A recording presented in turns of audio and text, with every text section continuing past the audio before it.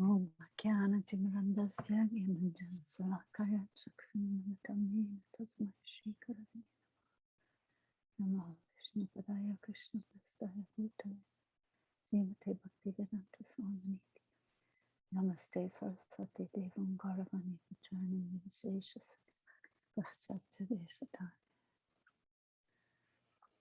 Hare Krishna Hare Krishna Krishna Krishna Hare Hare Hare Rama Rama Rama Hare Hare Hare Krishna Krishna Krishna Hare Hare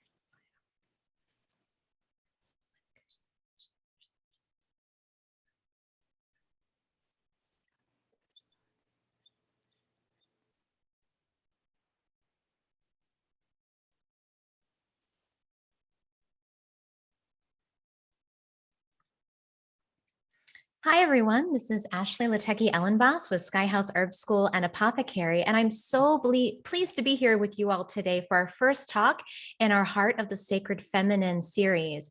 And this is a series that will shine a light on the sacred feminine in the practice of Bhakti Yoga. For those of you who are new to my channel, I'm a clinical herbalist, a mother, a lover of every single Mary Oliver poem she ever wrote, and I'm also an aspiring Bhakti yogi. On my channel, I like to share talks on herbal medicine, plant consciousness, Bhakti yoga, medicine making, and other meanderings that cross my path. In this series, The Heart of the Sacred Feminine, this was birthed from my sweet relationship with Rukmini Devi Dasi, who has been my spiritual mentor and my friend for the last 2 years. And for some context, I've been practicing yoga for over 20 years. My husband and I ran and operated a yoga studio in the DC metro area. And our yoga was really primarily asana, meditation. We led kirtan, a lot of mindfulness training. But it really wasn't until I was exposed to Bhakti yoga that my yoga practices really took on a depth that I didn't even know was possible.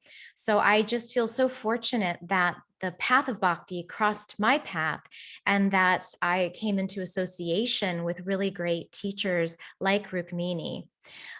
This series really was birthed from our desire, both Rukmini and my desire, to speak and share conversations on Bhakti Yoga from the feminine perspective and really bring this ancient practice to life in a more modern context. And I really do feel, and I know Rukmini agrees, that this practice is so needed in the world today. So we really hope these talks inspire you to try on some of these practices and to adopt maybe some of the moods and and even just dive into a little more inquiry about your path as a spiritual being, and that maybe some of these talks will inspire you in some way. But before we get started, I wanted to introduce you formally to Rukmini Devi Dasi and give you a little bit of background on her work. And we're going to expand upon this, but just to give you some context for what a treat you are in for and who this person is who I am so grateful to be exploring this topic with. So Rukmini Walker, also belovedly called Rukmini Devi Dasi, is a dear woman to my heart and many people. And she is an activist in women's spiritual empowerment and interfaith dialogue. She is the founder of Urban Devi Collective. And you can find out more at urbandevi.com. And Urban Devi is based out of the Bhakti Center in New York City, where she is a member of the board of directors. Rukmini is also a member of the board of trustees of the Bhaktivedanta College in Belgium. She is a member of Sabha, a 30-person international committee that advises the governing body commission of the International Society for Krishna Consciousness. She has been traversing the path of bhakti for most of her life, living in India, Canada, and the US as one of the first disciples of Bhaktivedanta Swami Prabhupada, who first brought the path of bhakti to the West in 1965. She is featured in the film Women of Bhakti. Rukmini writes, teaches, and leads workshops and retreats internationally. She is the mother to devoted and talented son Gauravani, a well-known kirtan musician with whom she travels with regularly. Rukmini lives now in the Washington, D.C. area, where she and her husband lead a Vaishnava, which is part of this is the Bhakti tradition. She leads a Vaishnava Christian dialogue and a Vaishnava Muslim dialogue each year. Rukmini sees the world animated by spirit and practices an eco-bhakti, seeking truth, beauty in nature and in the world as kindred spirits. So welcome, Rukmini. Thank you so much for being here with us today. Thank you for this very kind invitation. It's my honor. Thank you so much, Ashley. My pleasure. So let's talk a little bit about bhakti for those people who might be listening who maybe have never heard this word before or have seen it, but they're not really maybe sure of the depth of this practice. Can you share with our listeners what is bhakti and anything that you feel is helpful for people who are interested in learning more about bhakti? Okay, thank you so much. You know, we often hear that yoga is defined as a union, but it's really more of a linking of two individuals together. So in bhakti, it's a joining together of our true eternal selves as eternal individuals, linking with that divine center, our source, divinity. On the path of bhakti, we revere as the divine sacred feminine, Sri Radha, and the divine sacred masculine, Sri Krishna. So bhakti yoga, I would say, it's a love in action. It's a yoga of love in action. The word bhakti comes from the Sanskrit root word bhaj, which means to share or to share in relationship. I would say bhakti is all about relationship. It's a loving responsiveness to that inner call, inner thirst, inner hunger, inner prompting to love and to be loved for who we really are without the masks. We're all wearing masks these days, but without the masks, without the games, without the duplicity, but that call of my inner self to that original source. I would say that describes bhakti. Bhakti is also, it's important to say that bhakti is a descending process of grace. It's not about achieving, as it is more about receiving. It's a reciprocation or responsiveness between that grace descending down and my sincere desire to love and to serve and to reciprocate. So it's that beautiful relationship of love in action. Those are a few thoughts about what is bhakti. I love that. And I love the gentleness too. You know, for someone who studied, more of an Ashtanga approach, the 8 limbs, there's a lot of restriction. There's a lot of rules and not that bhakti doesn't have some, disciplines that one needs to take on, but there's a softness. I mean, it's almost like an innately feminine practice because it allows for so much. And, it is, I think the word softness really is what's called me and pulled me to this path. Yeah, actually, it's so true because bhakti is actually a feminine goddess. So the word bhakti, I like to call bhakti the yoga of gratefulness. How can I reciprocate the gifts that I've received from my source, and how can I share those gifts with others? But bhakti herself is a goddess. She is the process of this love in action is expanded from the heart of Sri Radha. So bhakti is eminently personal. It's a radical, it's the path of radical personalism, to love and be loved, to exchange love. Coming down from our divine source. I always think of that line from Shakespeare, from Merchant of Venice. The quality of mercy is not strained. It falleth as the gentle rain from heaven. So it's exactly what you were just saying, that gentleness, it is a feminine path. It's a receptive and a receiving path of grace and sharing. Yeah. And so how did you find this path? I think when you began, you were quite young. So how did you come across bhakti? And maybe you can share your story of coming into this practice with our listeners. Okay. it's a bit of a, again, to use the word radical, it's a bit of a radical story. You know, I was growing up in the US in a time of upheaval, a time of turmoil, and a time of really a time of revolution. And I was searching, and I was looking for something that would again resonate with my heart, with what I felt was true. And I was reading so many things, and eventually I left home when I was quite young, and I actually met my guru, Bhaktivedanta Swami Prabhupada. I met him when I was 16. And it's kind of funny because the first thing he asked me was, "But where are your parents?" Almost as though he was feeling the pain of our whole culture, feeling the pain of the, you know, the parents who really couldn't understand what we were doing. So yeah, I began practicing bhakti at the age of 16. And I lived and served in yoga ashrams, managed yoga ashrams in the US and Canada and in India. And that was about 25 years in different places. And then I was married, and my husband and I, at a certain point, we felt that we could serve our community more fully by opening a for-profit business. So I was inspired by the poetry of Emily Dickinson, where she talks about truth and beauty being kindred spirits.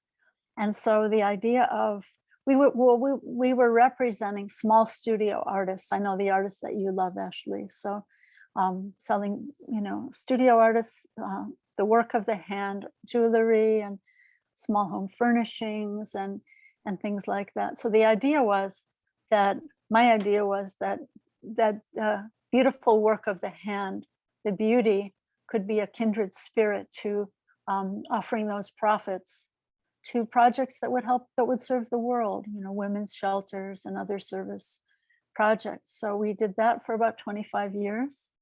And then I've been just for about the last 5 years dedicating my time wholly to this Urban Devi project, which is really my heart. And the idea is to uplift the voices of the sacred feminine, women on the path of bhakti, but women on other spiritual, devotionally inclined paths also. Because I think that the compassionate face of the goddess, that non-judgmental, compassionate face of the goddess, has always attracted people from everywhere.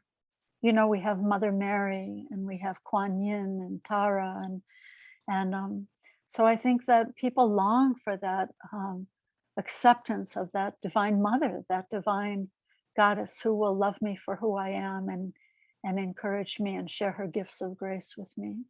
So that's my inspiration. Oh, that's so beautiful. And I, you know, again, this is one of the reasons I feel such a connection to you, is that you're a spiritual practitioner, but you're also a woman of the world, and recognizing the beauty in the world. And this is one thing about bhakti that was such a relief, is that in many yoga traditions, this idea that the material world is bad and evil and you have to renounce it and don't take joy in the material and in your senses. And, you know, bhakti really, the path really says, this is these little artisans and these potters and jewelry makers, they're just as much a part of God, and their work is really inspired by Exactly. from a deep place by God. And so we can enjoy these things and care for one another and give gifts, material gifts, and that's actually encouraged in the practice of bhakti.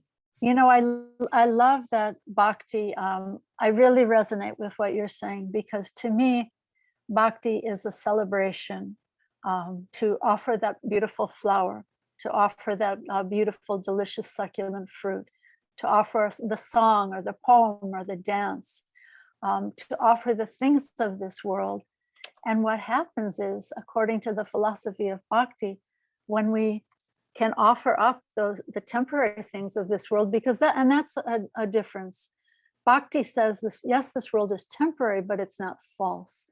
So when we offer those things of this world up to divinity, they take on their eternal intrinsic quality.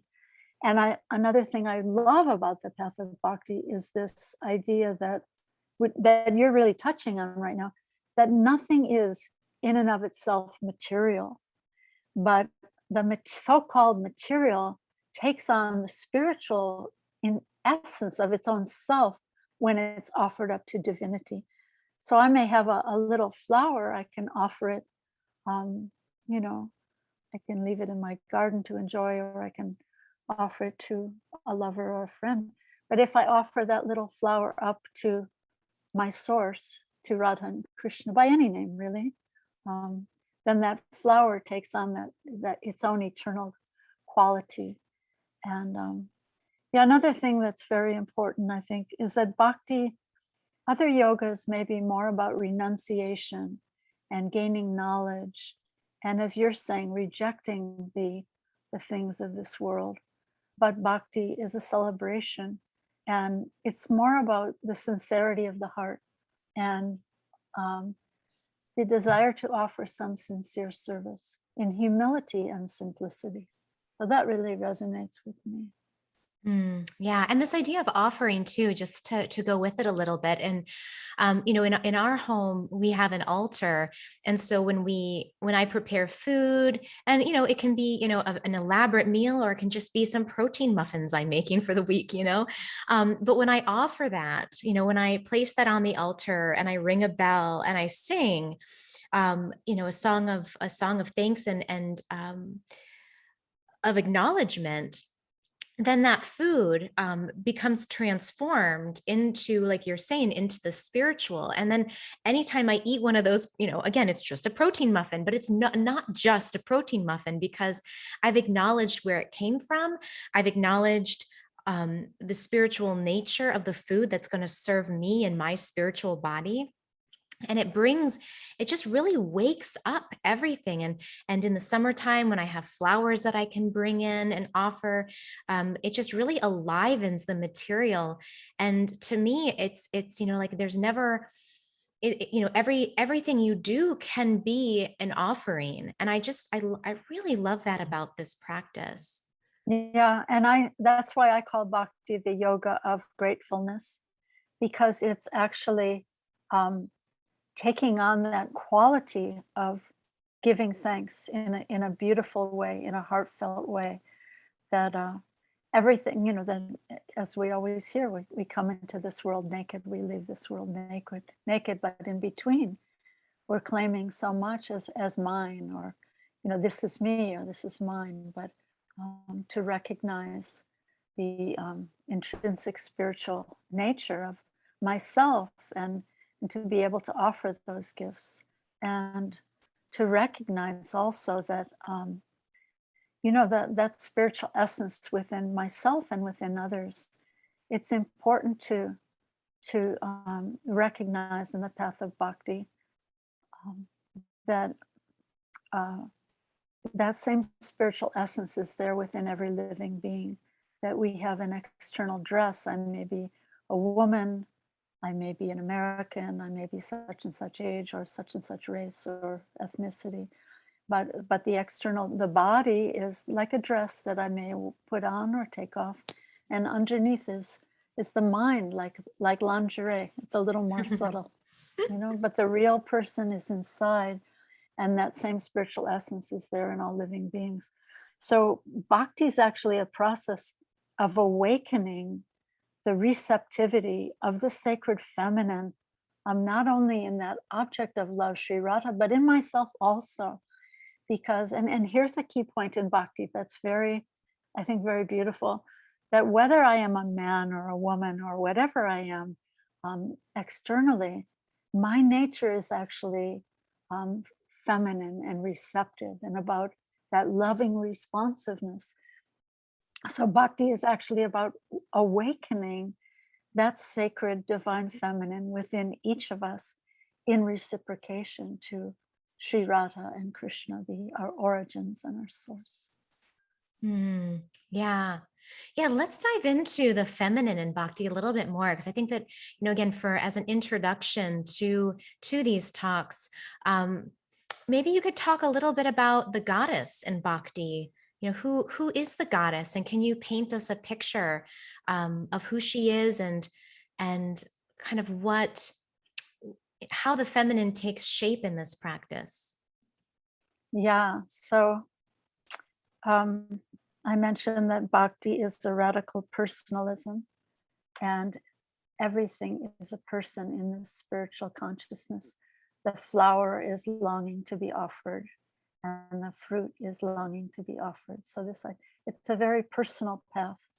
And the goddess is Sri Radha, by many names. Some people in India worship Sitaram.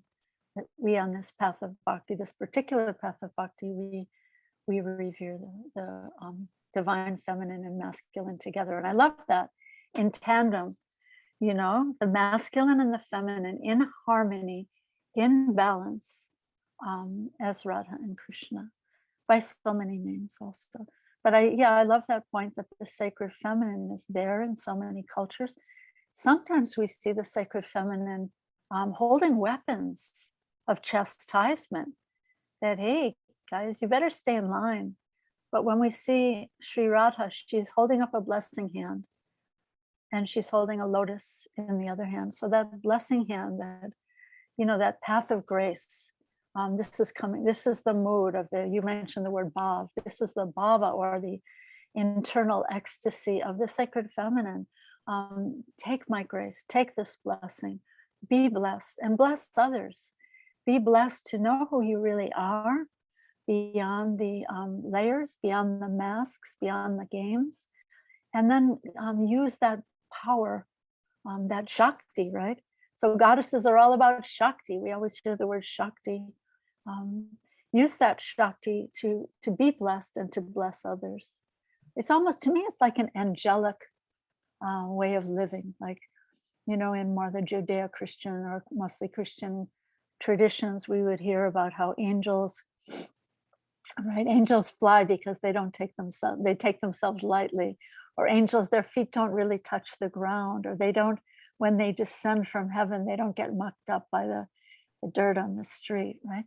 So to be in bhakti, this is about entering into the transparent place of goodness, where the lower modes of anger or resentment or pride or possessiveness are not touching us. It's sort of like an angelic way of being above the ground and being transparent. What does it mean to be an angel? It means to be transparent to the will of God, right? The angels are messengers of divine grace. So I think that's very much about bhakti. And to me, that transcends boundaries. I love that you see the resonance in the writings of devotional saints of all traditions. But that idea to be transparent and to be able to understand what is that divine will, divine grace, and not share it as something coming from me, but to see myself as a messenger, as a transparent messenger. How can I share what I've received?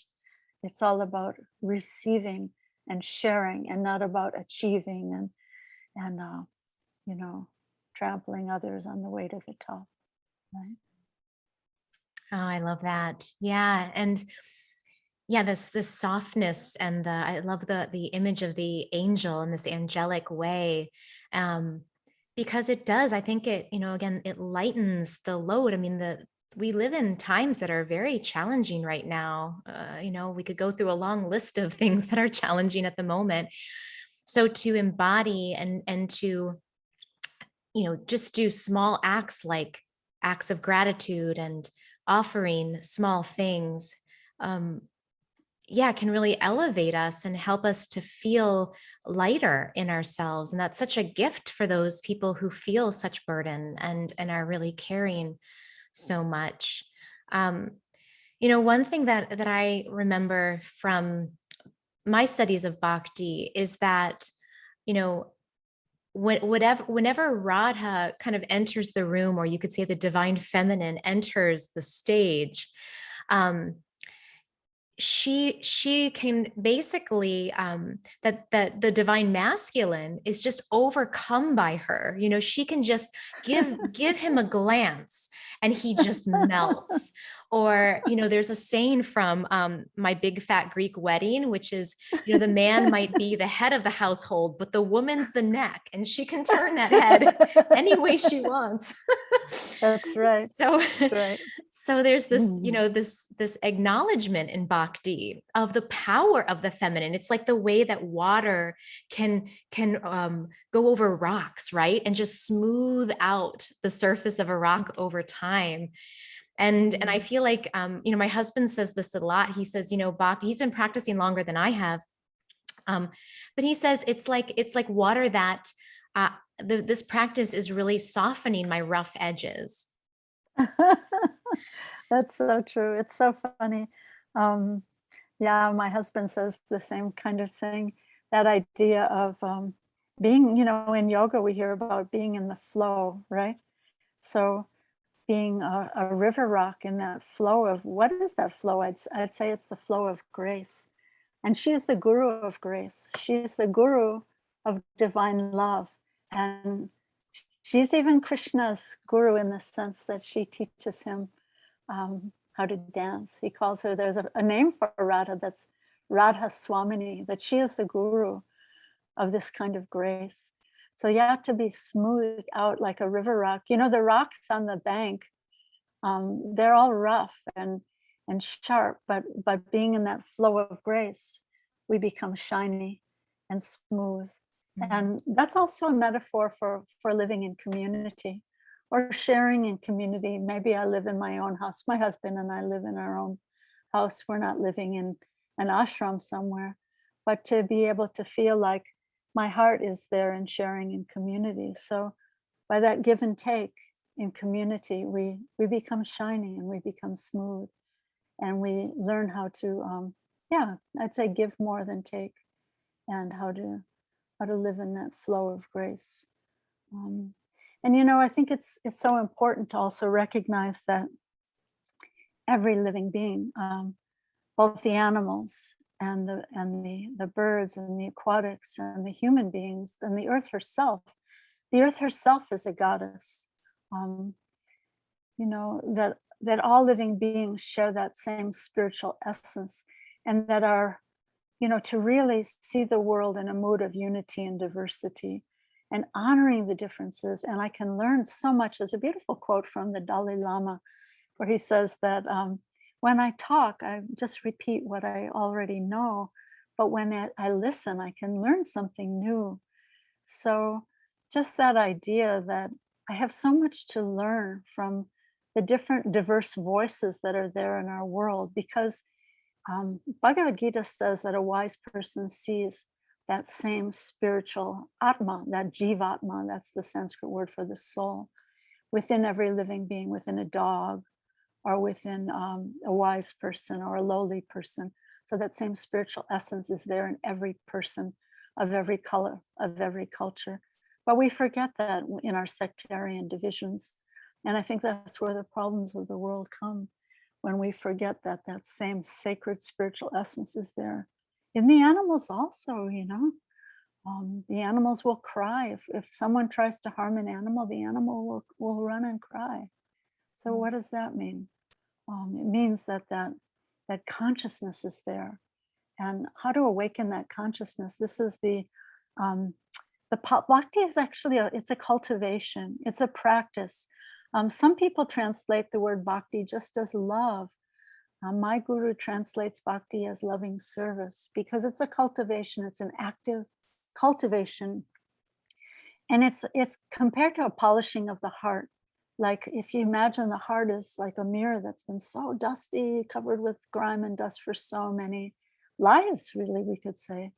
So to polish that heart is the cultivation, the chanting of God's name, the practice of these offering practices that we were talking about earlier. But what happens is then the heart becomes polished. And when that mirror of the heart is polished, then we can see ourselves for who we really are. We can see divinity, and we can see others for who they truly are, and see the world.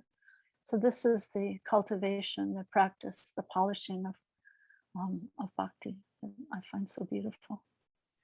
That is such a beautiful image. And yeah, I mean, I think so many spiritual paths say that, let it begin with me, how can I do my small part each Yeah. day to cultivate this loving devotion inside of me, so that I can, that not only can I see myself and my divine nature, but be a reflective, be a source of light and reflection for other people to also Yeah.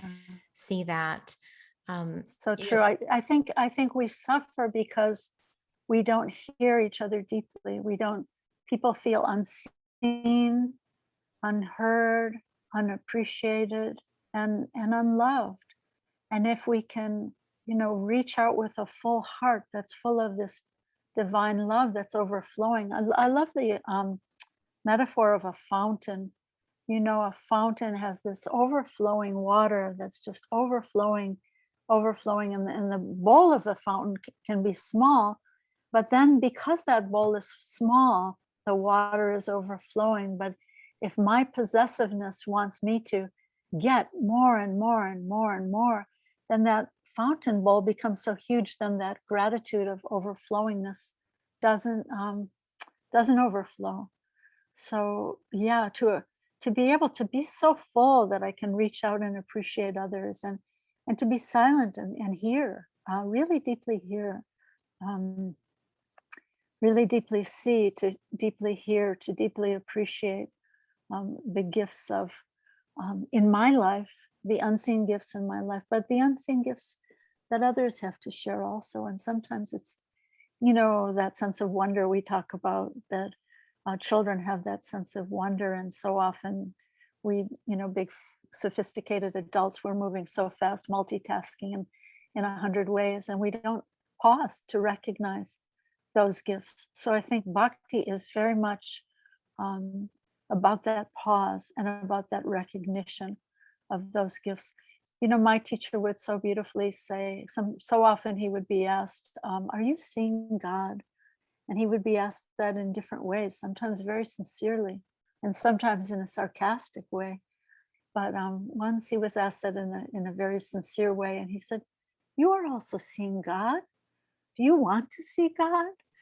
And then he said, "Every day you see the sunrise, you see the moonrise, you're seeing God."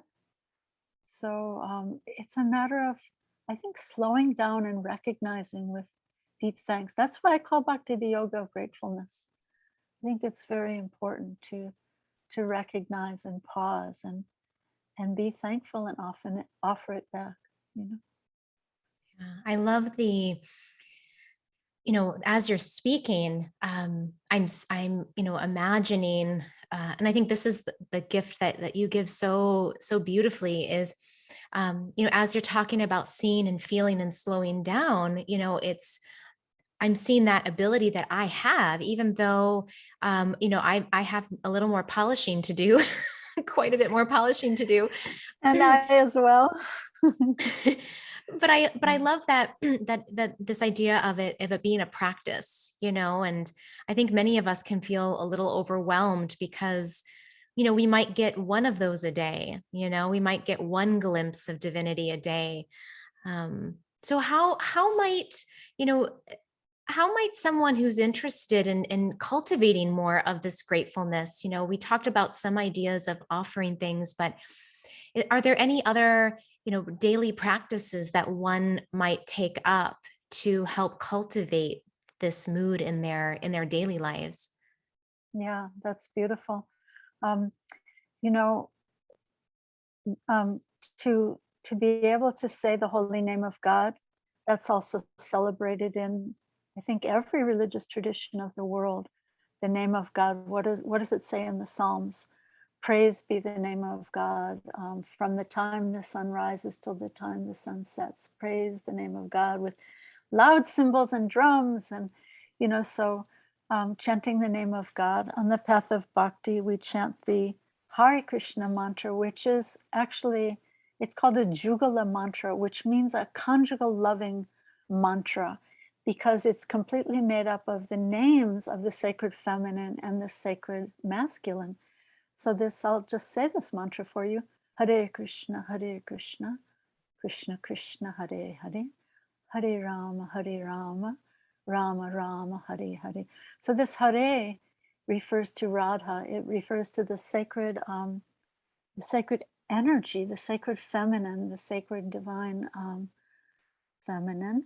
Radha, or Hara is a name for Radha, and Krishna means all attractive person. And then there are different translations of the word Rama, but you could say Rama means the enjoyer of Radha. So that mantra is just a loving exchange between the divine feminine and the divine masculine. We chant that mantra on beads quietly as a solitary meditation. Maybe sometime on one of these podcasts we could show how to do that. We also sing it.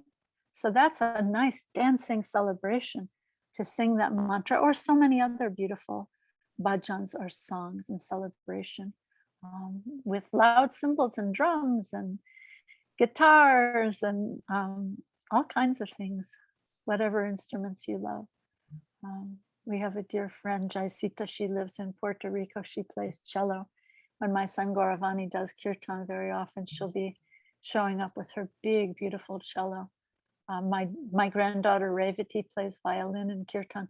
So kirtan means this joyous, celebratory singing of sacred names. So that's one practice that's very, very important. And to find like-minded people on the spiritual path, because we're social beings, and it's very hard to do a practice of bhakti in isolation. But of course, the whole world is on Zoom now, so we can be tuning into Africa or France or anywhere, New York or California. So this is one of the, you could maybe say it's been a grace of the COVID pandemic that we can, just like you right now, you're in Minnesota and I'm in suburban Washington, DC, and we can have this conversation. But find like-minded association, because talk about mirrors, whatever we put in front of us, we tend to reflect. And we don't want that big shadow side of ourselves to be reflected. We want that bright and light and illumined, authentic self to be uplifted and to shine forward. So try to find someone who's not going to drag you down. Try to find a little circle of women, or sometimes men. Sometimes men have a more awakened feminine side than some of the ladies, So, we shouldn't be sectarian about that, but try to find like-minded friendship that you can gather together either on Zoom or in your house or in a gathering place. And we read Bhagavad Gita as we read the sacred Bhagavad Gita, which is a conversation between Krishna and his devotee Arjuna. And we study Srimad Bhagavatam, Bhagavat Purana. So these are wonderful practices that can help sharpen that sword of divine consciousness, so that we can act in the world with power, with using our gifts in divine ways, like a messenger angel. So. I love that. And yeah, and I mean, you started you started a group called Urban Devi that's based out of the Bhakti Center in New York City. Can you tell our listeners a little bit more about this place and how this might be a place that a lot of listeners could go to and maybe find community there. So what kind of offerings will they find? Yeah, Urban Devi. So Urban Devi, since the COVID pandemic, we've been meeting once a month online over Zoom, and women are tuning in from all over the world once a month. The next one is going to be January 30th. And if you go to urbandevi.com, you can also join our Urban Devi WhatsApp group and get the postings. But on January 30th, a very dear sister of mine will be speaking about her adventures in Russia. And actually, she's in Russia. She's French, but she's in Russia right now. And so, we have different teachers from different places of the world, wise women who have beautiful gifts to share. So Bhakti Center is also, if you're anywhere near New York City, please visit the Bhakti Center. They have a beautiful Thursday night kirtan. Kirtan is this call and response chanting of God's names. And so that's on Thursday nights. And they have other small discussion groups that happen through Bhakti Center. They have a group on Wednesday nights called In Spirit, which is about transitions in life. So many beautiful offerings. You can go to bhakticenter.org also. Bhakti Center, I think it's bhakticenternyc.org. And then, we have urbandevi.com, and I'm at Rukmini Walker at Facebook also. And you can find our offerings. We post poems, we post art, we post blogs, and any offerings you'd like to share with us, we'd be very interested to see also. If your realizations or your questions or your thoughts on the Bhakti path also. Wonderful. Yeah. And one more resource is Rukmini herself. You can support Rukmini on her Patreon page. And it's posted right here under her name, patreon.com/Rukmini Walker. And if any amount that you can support Rukmini's work will go towards all of the projects that she funds and works on. And you'll get access to her writings. I love when you post your musings where, just something that inspires you for the day. Maybe it comes from a line of a poem or just something that's welling from deep within you. You'll share these. And so as a Patreon supporter, we get these updates to our inbox, and we also get access to the Krishna book community, which has been really for me a lifeline to my Sangha or my spiritual community. And so we meet on Wednesday nights, and we are right now looking at the Krishna book and these wonderful stories of Krishna and Radha and romance and suspense. And it's just, it's just wonderful. And, we all have an opportunity. Rukmini holds space so that we can all reflect on what we've heard and apply it to our own lives, or, share with the group our takeaways. And I feel like that just, it really gives each individual a chance to deepen their own, their own practice of reflection and taking in the spiritual nectar. So, for those of you that want to that are looking for Sangha, and, Wednesday nights are an option for you, you may want to do that as well. Wonderful. Yeah, a lot of the folks who joined that Wednesday night Sangha are based at an eco village in Puerto Rico. You might want to check this out also. It's called Plenitude, which is spelled the Spanish way, Plenitud, plenitudepr.org. So they have a lovely eco village where they're teaching so many beautiful things, straw bale housing, and they have university groups that come and visit, and they're distributing sacred food to elderly people in the whole greater area and teaching children about vegetarianism. And now they have a lovely new cow named Rinda. So those are the folks that you'll meet if you join us on Wednesday nights. And that's a very, very open invitation to all of you to please join us at our Krishna book discussions on Wednesday nights. Wonderful. Thank you so much, Rukmini. This has been such a wonderful conversation. And just, again, I just really feel like the conversation, just opening it and having it be really inclusive, and it's not just, it's not just for men, it's not just for women. This is really a path and a conversation that I think could benefit so many people right now. And my hope is that, in the conversations to follow, we have 4 more planned. Who knows where it will go, but we'll be able to share, like Rukmini said, more of the tangible everyday practices, maybe share some of the scriptures and the deep meaning and teachings of these, looking at a little bit more specifically this the intimate dance between Krishna and Radha, and the masculine and the feminine, and how that plays. And for me, that's been so helpful in my marriage, just to be frank, like, how does the feminine and masculine, how do they play off of each other, and how do we create sacred relationships with our partners, whether it's 2 women or 2 men, but just that honoring that divine feminine spark and masculine spark in each person. So I hope, we'll just continue to flush out this conversation. And if you have more topics you'd like us to speak on, you can post those in the comments section. We'd be happy to, take your questions as well. I think at the very end of the series, we're going to have a whole question and answer series or portion where we'll just be answering questions that you all have. Wonderful. That's Yeah, so I wonderful. will post all of the links to Rukmini's Patreon, to the Facebook page that she runs, where you can get, more current updates, to Urban Devi, to the Bhakti Center, to Plentitude. So look for all of those links in the description of this talk. And for those of you who are listening to this before the end of the year, the end of 2021, my husband's work with Nightlight Astrology, we're fundraising right now to raise money to support Urban Devi. So any contributions that you give, you can receive a reading for the year ahead, an astrology reading for the year ahead, or purchase an astrology course. And all of this money is going to go towards scholarships, funding projects. I'm building an herbal garden that I'm going to use for my community teaching of plant spirits as angelic and, plants as spiritual beings. And also we'll be donating money to Urban Devi to fund all of their wonderful projects and offerings. So if you do have a little extra this year and you can donate, I'll post a link also to the Kickstarter where you can make that donation.